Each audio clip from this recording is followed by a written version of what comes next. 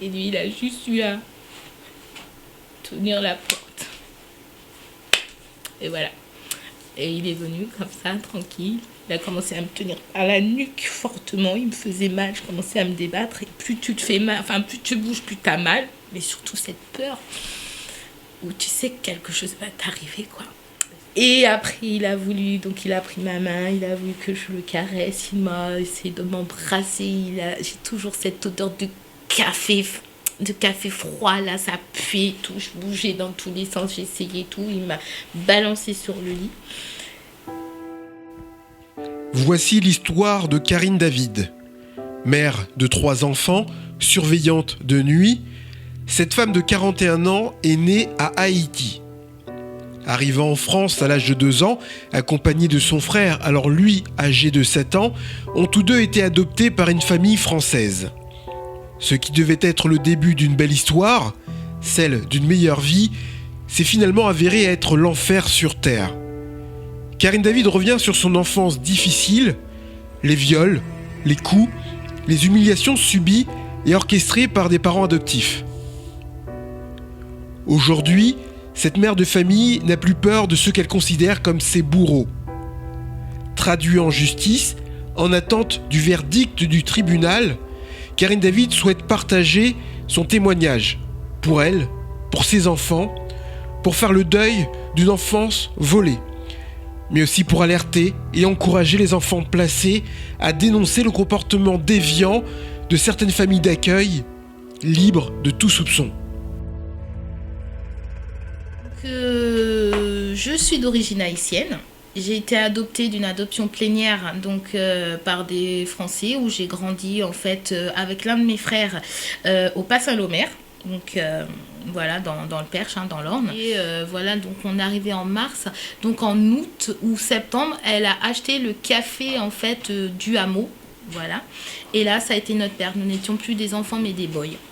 Donc il fallait qu'on range, qu'on nettoie, qu'on mette en rayon, machin. Et elle était jamais satisfaite, toujours insatisfaite. Il fallait après qu'on esquive les choses qu'elle nous balançait. Elle te tirait, elle te prenait par les cheveux pour aucune raison en fait. On avait des noisetiers, donc en fait... elle prenait les branches, en fait, les branches les plus fines, elle enlevait les feuilles et là, paf, elle nous cinglait, tac, comme ça, pour rien en plus. Voilà, voilà. Pareil à table, en fait, on avait intérêt, en fait, de rester comme ça et tout. Le dos bien droit comme ça, et si on avait le malheur de bouger, elle prenait un couteau et là elle faisait ça comme ça et nous on priait pour pas que ça tombe sur nos mains. Et du coup il y a eu pas mal de petites anecdotes, enfin voilà, notamment on était encore petits, on jouait sur le tapis du salon. Ma mère était partie à La Loupe, donc à 8 km d'où on habitait. Mon père était artisan maçon, c'était un samedi, il était à la maison. Il s'est posté derrière mon frère, il avait une rallonge électrique et là d'un seul coup il s'est mis à le violenter sur la tête. Il a pissé de sang, à savoir que ma grand-mère paternelle habitait en face, donc je me suis mise à hurler et tout, donc elle est venue pour savoir ce qui se passait et là elle a été contrainte de voir ce que son fils avait fait à son petit-fils. Et en fait, mon frère a été transporté d'urgence à l'hôpital à Nogent-le-Rotrou. Il a eu des points de suture, voilà. Et on va dire que ce qu'il en est ressorti, c'est que c'était moi, du haut de mes 3-4 ans, qui ai fait ça à mon frère avec un Lego. Donc voilà. Mais c'est resté tabou en fait. Voilà, on n'a plus jamais rediscuté. Mais à l'heure d'aujourd'hui, où il s'est acharné comme une bête sur sa proie là, mon frère, ses cheveux ne repoussent pas. Violence verbale, violence physique et tâches quotidiennes étaient le lot de ces 2 jeunes enfants privés d'amour parental. Le malheur est monté d'un cran pour Karine lorsque, pour la première fois d'une longue série, elle fut victime d'agressions sexuelles de l'oncle de la famille. Bref, il m'a dit, si t'es gentil, c'est pour toi. Ok. Du coup, là, ok, t'as peur sans avoir peur, tu te demandes, enfin, tu sais pas. mais enfin voilà. Donc je vais pour reprendre l'arrosoir et là il me dit cours. Donc j'ai lâché l'arrosoir et il m'a fait peur. Et du coup je lui dis pourquoi. Il m'a redemandé de courir. Et maintenant en fait c'est vrai avec le recul, je lui dis mais pourquoi je suis pas sortie, j'ai pas traversé cette route pour retourner chez moi. Et là qu'est-ce que j'ai fait? Je suis partie vers le jardin où là j'ai commencé à courir, un machin comme ça, et d'un seul coup je me suis sentie par terre, voilà, il m'avait fait tomber par terre et là il a commencé à me plotter et tout. Et en fait j'ai réussi à le mordre, il m'a laissé partir, mais ça y est, j'étais sa proie. Donc là à ce moment précis, je savais que quelque chose allait m'arriver, vraiment je savais. Comme j'ai dit tout à l'heure, quand je sais pas. Ou je sais pas, mais je sais que quelque chose va m'arriver.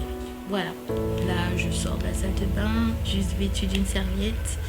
Et en fait, même en regardant par terre, tu sais qu'il y a quelque chose, il y a quelqu'un, en fait, voilà.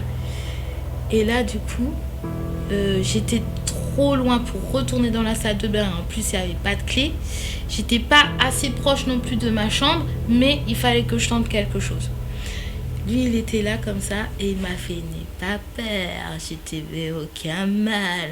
Et là, du coup, j'ai prié toutes mes forces en disant qu'il y ait quelqu'un qui arrive, qu'il y ait quelqu'un qui arrive, qu'il y ait quelqu'un qui arrive, putain.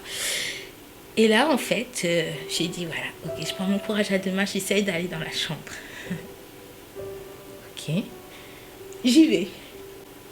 Et lui, il a juste eu à tenir la porte. Et voilà. Et il est venu comme ça, tranquille. Il a commencé à me tenir par la nuque fortement. Il me faisait mal. Je commençais à me débattre. Et plus tu te fais mal, enfin, plus tu bouges, plus t'as mal. Mais surtout cette peur où tu sais que quelque chose va t'arriver, quoi. J'ai prié, putain, j'ai prié toutes mes forces. Bref. Et après, il a pris ma main, il a voulu que je le caresse. Il m'a essayé de m'embrasser. J'ai toujours cette odeur de café froid, là, ça puait et tout, je bougeais dans tous les sens, j'essayais tout, il m'a balancé sur le lit. Et puis voilà, il a commencé à me caresser, à machiner, tout ça, et j'étais tellement crispée, que là, je me suis dit, mais il n'y a personne qui peut me venir en aide, il faut que je me laisse faire.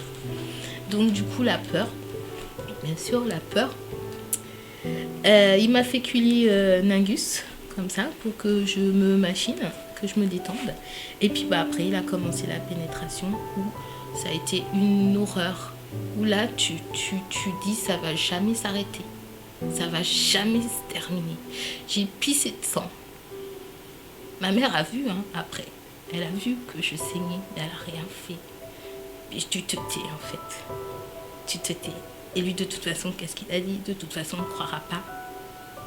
Ne dis rien, on ne te croira pas. Et du coup, qu'est-ce que tu fais? Tu te tais. Et après, en fait, comme il sait que tu vas rien dire, dès que tu le vois, voilà. Donc finalement, je me résignais, en fait. Mais cette première fois, c'est vraiment la fois que je me souviens le plus. Et après, c'était parce que ça a perduré de mes 9 ans jusqu'à mes 14 ans, donc de 89 jusqu'à 94, jusqu'à ce que je puisse partir en fait à Mortagne-au-Perche. Donc j'ai voulu vraiment être interne pour mettre fin à tout ça, quoi. C'est que ça que j'ai réussi à trouver pour m'échapper de tout ça. Les bonbons, c'était pas pour rien. C'était qu'après chaque acte, il me payait ou il me récompensait, donc avec les bonbons, voilà, comme ça. Et après, en fait, c'est passé à l'argent. Et dans un bled paumé où il n'y a rien, et puis même en vue de mon âge, j'avais pas besoin de cet argent. Donc du coup, mon frère m'a dit, une fois il nous a surpris, j'étais en train de lui faire une fellation, enfin il me forçait à lui faire une fellation, voilà. Et du coup, il est passé devant comme ça, il a fait style de rien, alors que moi j'ai dit c'est bon, il va me venir en aide. Il est passé comme si de rien n'était. Et après, il m'a dit, laisse-toi faire et donne-moi l'argent. Donc après, je me laissais faire et je lui donnais l'argent. Voilà. Ça a duré de 9 ans à 14 ans. À partir de 14 ans, ça s'est arrêté parce que tu étais... Interne. J'ai choisi d'être interne. Et Lorsque tu rentrais le week-end, est-ce que ça revenait? Non, du tout. Parce que après, en fait, lui, il a loué donc la maison. Il a loué à Totof et Fanfan, donc à un cousin et une cousine, avant que eux-mêmes achètent leur maison à Bretoncelle. Et du coup, en fait, ils venaient que très rarement. Et moi, comme j'étais d'une part interne, et après je faisais 15 jours cours, 15 jours stage. Donc les stages, bien naturellement, j'essayais de les trouver très très loin, pour pas que je puisse le revoir. Et du coup, ça s'est vraiment terminé comme ça. Quelle est la première autorité que tu as trouvée pour en parler? Et à quel âge? La première autorité que j'ai trouvée, donc j'en ai parlé à ma mère. J'ai tout raconté, j'ai tout dit. Et je me suis sentie tellement soulagée, libérée, pensant que en fait, ils allaient enfin faire quelque chose et me protéger en fait. Et là, voilà ce qu'elle a dit, ma mère. Arrête de raconter n'importe quoi. De plus, c'est le frère de ton père. Je ne voudrais pas qu'on se mette mal avec. Allez, oublie. Et là, en fait, voilà, tout s'est encore écroulé, en fait. Et j'ai tenté de mettre fin à mes jours. T'avais quel âge? J'avais 12 ans. Et lorsqu'il était devenu jeune adulte, à partir de 18 ans, est-ce que tu as été voir une autorité, mais la police, une assistante sociale ou... Du tout. Non, parce que j'en parlais pas. En fait, c'était pour moi, quand je suis arrivée sur Chartres, c'était... ça y est, enfin, je m'évade. Et je parlais absolument pas de cette agression sexuelle. Je parlais même pas de... Je ne parlais pas, en fait, je ne parlais pas. J'ai commencé vraiment à parler en 2011. Karine David a dû patienter jusqu'à l'âge de 37 ans pour trouver la force et le courage de dénoncer à la justice le comportement violent de ses parents adoptifs. Mais surtout, les viols à répétition commis par le frère de son père. La procédure lui a permis de faire face à son agresseur lors d'une confrontation en début d'année. Comment s'est passée cette confrontation? En fait, j'ai vraiment pris beaucoup sur moi pour pas lui sauter à la gorge. Parce que maintenant, j'ai plus peur de lui. Mais j'avais peur de moi, en fait. J'avais vraiment peur de mes réactions. Donc, bien naturellement, il nie les faits. Il finit par dire que, donc, justement, hein, quand le juge d'instruction lui pose la question pourquoi, à votre avis, Karine a mis autant d'années à porter plainte, il dit parce qu'elle a eu 30 ans pour préparer, pour manigancer son coup, déjà d'une part, et de deux, parce qu'elle en veut à mon argent. Voilà. Qu'est-ce que t'attends de la justice pour ton agresseur? Alors, pour mes parents adoptifs, qu'ils soient pareils, reconnus coupables. Coupable parce que c'est inadmissible en fait parce que nous en fait avec mon frère on nous a enlevé d'un pays pour nous mettre dans un autre et en fait on a subi tout ce que toute cette maltraitance gratuite, on a subi harcèlement physique, moral, humiliation et tout, et on n'a rien demandé du tout, non, on n'a pas demandé. Et donc j'attends qu'il soit reconnu coupable, condamné également. Bon, ma mère elle est en EHPAD, elle est Alzheimer, enfin voilà, donc la méchanceté ne triomphe pas, mais que lui au moins il soit reconnu coupable et condamné et qu'il croupisse pour ses derniers jours en prison. Comme ça va peut-être le faire réfléchir.